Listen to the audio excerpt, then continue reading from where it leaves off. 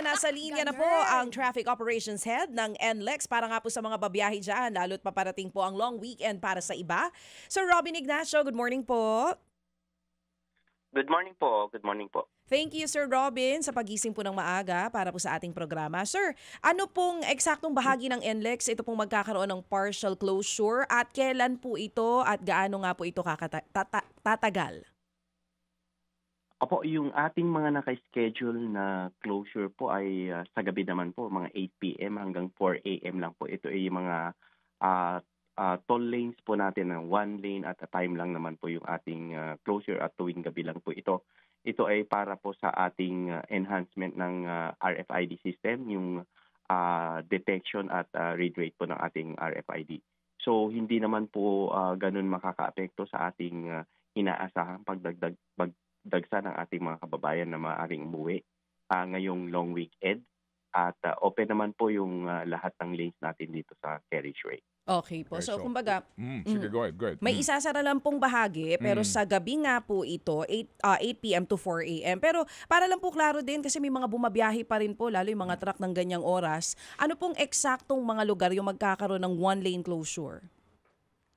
Opo, meron po tayo dito sa may mga Ciudad de Victoria Toll Plaza. So one lane lang naman po yun. Ganun din po dito sa may Bocaue, Tabang, dito sa may San Simon at alam ko isa dito rin sa San Fernando. So ito po ay mga naka-schedule halos gabi-gabi po mula po noong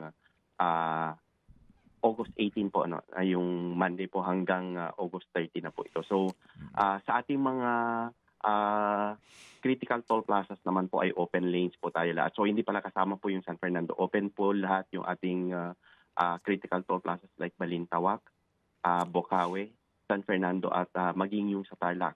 So ngayong inaasahan po natin na medyo dadagsa or maraming magbabakasyon natin mga kababayan dahil sa long weekend. Dito sa Tarlac Toll Plaza, nagdadagdag pa rin po kami ng mga toll collection lanes at dito naman po sa Bocaue, sa uwian, ina-expect po natin August 25 po ng 10 a.m. hanggang 10 a.m. ng August 26, Tuesday. Bubuksan din po namin yung expansion toll plaza. So doon po kasi yung time na inaasahan natin na dadagsa yung pauwi natin mga kababayan. Okay, so ang importanteng informasyon hindi buo na kasi depende po 'yan kung saan kang lugar mayroon dalawa lang, may tatlo, may apat lang na mga toll booths, right? So hindi lahat sasarahan, paisa-isa po ito and kung sakasakali po ba pag tumukod po kapag nagkasabay-sabay at umabot na doon mismo sa NLEX, yung tukod, meron kayong traffic management? Opo, tama po kayo Sir Ted. Na bagamat kahit ito ay during lean hours po natin at kung magkaroon man po ng mga ganyang sitwasyon, nakahanda naman po kami na kailangan po ay talagang hindi humaba po yung ating pagpila sa ating mga toll plaza. Okay, at ito po ay para ayusin yung reader po ng RFID ng mga auto?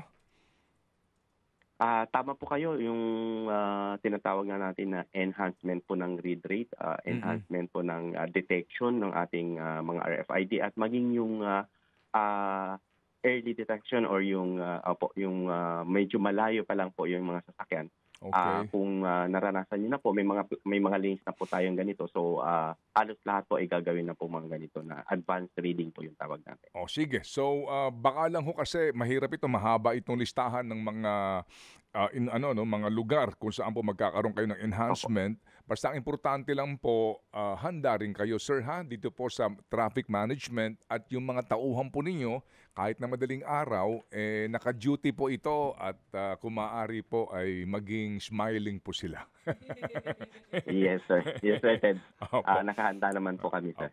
Sige po. Sir Robin, after sige. po ba nitong maintenance na ito sa mga toll booths natin, mas magiging maganda na? Kasi usually yung pinoproblema po talaga dyan, yung dadaan yung sasakyan, hindi binabasa Ito na nga yun, babasahin na nga daw. Tama, yun po yung objective po ng ating enhancement program na po na yan. Bagamat yung read rate sa mga ibang toll plazas po natin ay actually nasa 99.99. Yung mga ibang toll plazas natin, kagaya ng mga banggit, medyo mas mababa po. So, kailangan iangat po yung Yes, detection rate na to. Sige, yung Balagtas, yan.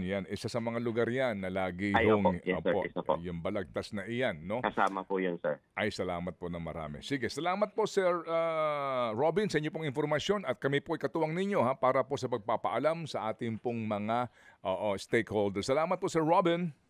Yes, maraming salamat, Sir Ted, Ma'am DJ, at magandang umaga po. Mabuhay kayo.